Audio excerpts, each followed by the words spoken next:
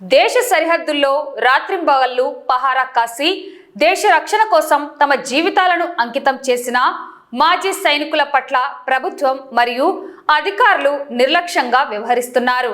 తమకు రావాల్సిన హక్కుల కోసం కేటాయించిన భూముల కోసం నేడు వారు మీడియాను ఆశ్రయించాల్సిన పరిస్థితి ఏర్పడింది. స్థానిక మాజీ సైనికుల సంక్షేమ కార్యాలయంలో అధ్యక్షుడు రంగనాయకులు ఆధ్వర్యంలో మీడియా సమావేశం నిర్వహించారు. ఈ సందర్భంగా వారు మాట్లాడుతూ రిటైర్డ్ అయిన సైనికులకు ప్రభుత్వం కేటాయించిన భూములను రికార్డుల్లో చూపించి క్షేత్రస్థాయిలో మాత్రం వేరే వ్యక్తులకు మంజూరు చేస్తున్నారని ఆవేదన వ్యక్తం చేశారు. అనేక సంవత్సరాలు కుటుంబాలకు దూరంగా ఉండి దేశం కోసం సేవ చేశాం, కానీ నేడు మా సమస్యలను పట్టించుకునే నాదుడే కరువయ్యారని ఆవేదన వ్యక్తం చేశారు. మాకు మంజూరైన భూముల విషయంలో అధికారులు పారదర్శకంగా వ్యవహరించడం లేదని ఉన్నతాధికారులు వెంటనే స్పందించి మాకు జరిగిన అన్యాయాన్ని సరిదిద్దాలని మాజీ సైనికులు కోరుతున్నారు. దీనిపై జిల్లా యంత్రాంగం ఏ విధంగా స్పందిస్తుందో వేచి చూడాలి.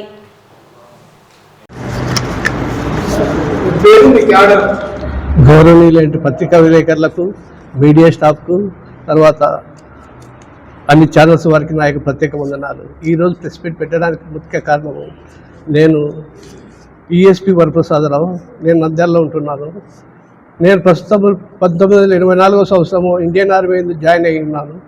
తర్వాత 1999లో కార్గిల్ వార్ అటెండ్ చేసి 2001లో నేను రిటైర్డ్ అయి వచ్చినాను. అప్పుడు తెలుగుదేశం ప్రభుత్వము నాకు 3.5 ఎకరాలు బండత్ముకూరు మండలంలోని జీసీ పాలెం నాకు కేటాయించారు. ఆ పొలంకు అప్పుడు నాకు కేటాయించి ప్రతి సంవత్సరం టెంపరీ పట్టా కింద చేసుకోమని చెప్పారు. ప్రతి సంవత్సరం నేను చేసుకుంటా ఉన్నాను. 4వ సంవత్సరం నేను చేయడానికి పోగా, ఇక మీకు అవసరం లేదు, మీరే సాగుబడి చేసుకోండి, అది ఎటువంటి అభ్యంతరం లేదు, కానీ దీని మీద వచ్చేసి రిజిస్ట్రేషన్ కాదు, మీరు బతికినంతకాలం మీరు చేసుకోవచ్చు అని నాకు ఆర్డర్ పాస్ చేశారు.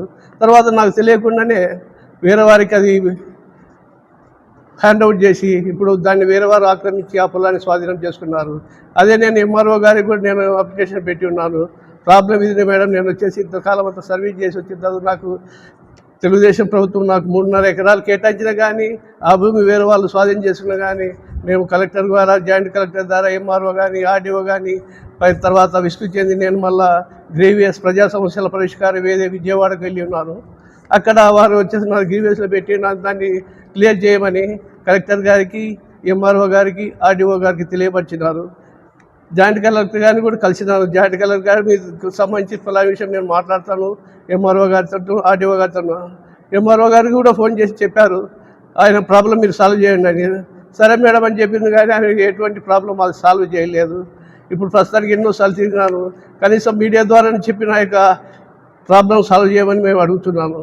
ఇట్లాంటి మిలిటరీలో చాలామందికి జరుగుతున్నాయి. ఇచ్చేదేమో భూమి మా పేరు ఇస్తారు, సాగుబడేమో వేరే వాళ్ళు చేస్తున్నారు. కానీ దీని విషయం గవర్నమెంట్ స్పందించి మాకు తగిన న్యాయం చేకూర్చి మాకు మా భూమిని మాకు కేటాయించవలసిందిగా మనవి చేసుకుంటున్నాను.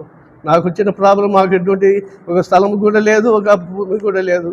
అందువల్ల దయవుంచి గవర్నమెంట్ మాపై కనికరం చూపించి మాకు ఇచ్చిన స్థలం మాకు కేటాయించవలసిందిగా గవర్నమెంట్ ప్రజా మీడియా ద్వారా నేను తెలియజేసుకుంటున్నాను. 2 సార్ అదే 3 సంవత్సరాలు చెప్పుకున్నాను సార్. 4వ సంవత్సరం వచ్చి నేను రెన్యువల్ చేసుకున్నాను పోతే వద్దు అవసరం జిల్లని చెప్పారు సార్. తర్వాత వచ్చేసి నేను రెన్యువల్ చేసుకుని నేను సాధ్యం చేసుకున్నప్పుడు నాకు కేటాయించి వేరే వాళ్ళకి అప్పగించి ఆ విషయం కూడా నాకు ఎటువంటి ఇంటిమేషన్ ఇవ్వలేదు. నేను ఎంఆర్ఓ కానీ సర్లే మీకు ఇక్కడ కాదు వేరే చోట స్థలం ఇప్పిస్తామని చెప్పినారు, కానీ అది కూడా లేదు. ఏమంటే మా ఆధీనంలో ఎటువంటి పొలం లేదు అని చెప్తున్నారు సార్. అదే విషయం జాయింట్ కలెక్టర్ గారిని కూడా కలిసినారు సార్. కలెక్టర్ గారు స్పందించి మేడం గారికి కూడా నా ముందన్న ఫోన్ చేసి మాట్లాడారు సార్. అందువల్ల మేడం గారు సరే అన్న, కానీ తర్వాత నేను మేడం గారితో మాట్లాడితే ఆమె దాని విషయం పట్టించుకోండి, మా దగ్గర గవర్నమెంట్కి సంబంధించిన పొలం లేదు అంటారు. ఇప్పుడు నాకేమో అది వచ్చేసి పూర్వం భూమి అని చెప్తున్నారు, కానీ దాన్ని రిజిస్ట్రేషన్ కాదున్నారు, కానీ వేరే వాళ్ళు రిజిస్ట్రేషన్ చేసుకొని దాన్ని సాగుబడి చేస్తూ ఉన్నారు. ఇది అవును సార్, వాళ్ళ పేరు మీద ఆన్లైన్లో వాళ్ళు ఉంది సార్. అదే ఇప్పుడు నేను అదే విషయం చెప్పి అడిగినాను.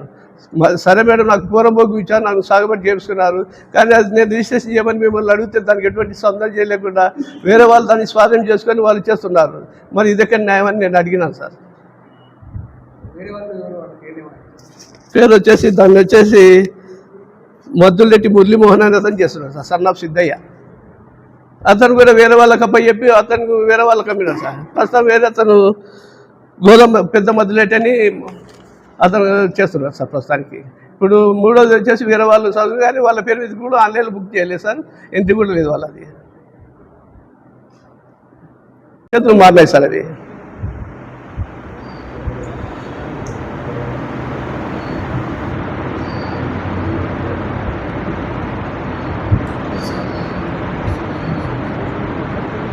జస్ట్ ఆ పేపర్స్ అక్కడ చూపించారు మీకు అలాంటి చేసింది పేపర్